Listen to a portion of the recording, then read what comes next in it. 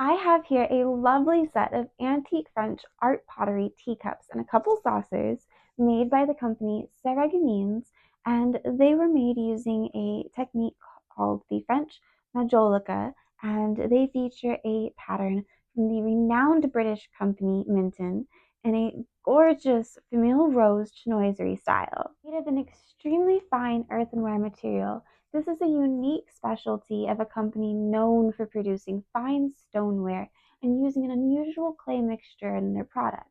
While most earthenware pieces are thicker and heavier than a porcelain or fine china, the pieces that they produced for this set used an unusual mixture of clay that was able to basically mimic the look and the feel of a porcelain and fine china, creating a almost see-through translucent earthenware that is just absolutely gorgeous. While achieving these porcelain-like effects, the earthenware composition of these pieces is actually more durable, making it both easier to work with and cheaper to produce.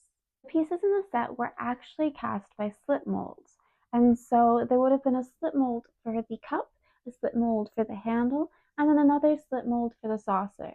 The handle and the cup slip molds would have been molded together before a firing that would have joined them as one piece.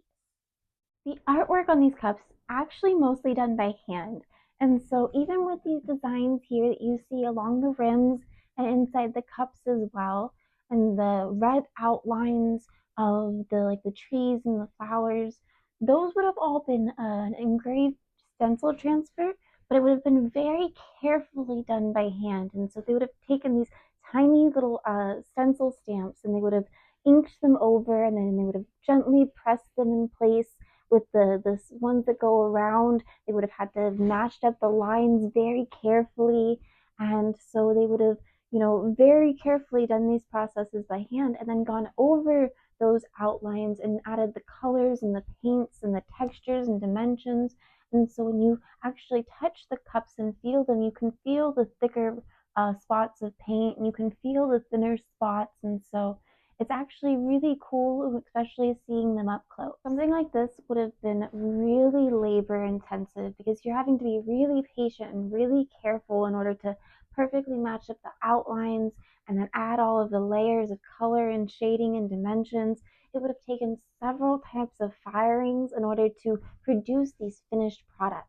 We'll see places where this caused very small variations, of course, because they are doing it by hand, and so there'll be small imperfections, places where the lines are a little bit thicker where they meet or they don't quite meet perfectly, and places where the colorings on one cup that matches another cup is just a little bit different. And so it's really like fascinating to have this many pieces and be able to see all of the variations between them.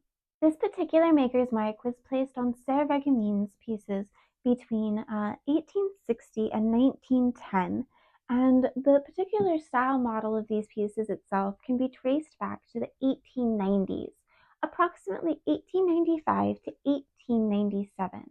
And so the maker's mark is a stamp mark, which you can see placed here at the back with the pattern and piece numbers in handwriting and stamping. And as you can see from the markings, I actually happen to have three separate variations of the cups, as well as two separate variations of the saucers. And so when you look closely at the pieces, you can see some of the very small differences between them, such as the different colored florals to the handles and the slight shading variations overall. Even small changes to size for different parts of the design. With the more expensive dye colors used in its production, this was considered one of the higher end lines produced at the time. And so this pattern is actually considered extremely rare as it was only produced for those limited amount of years and in such limited quantities. So I was really excited to find this many pieces in such great condition all together to be able to add to my collection.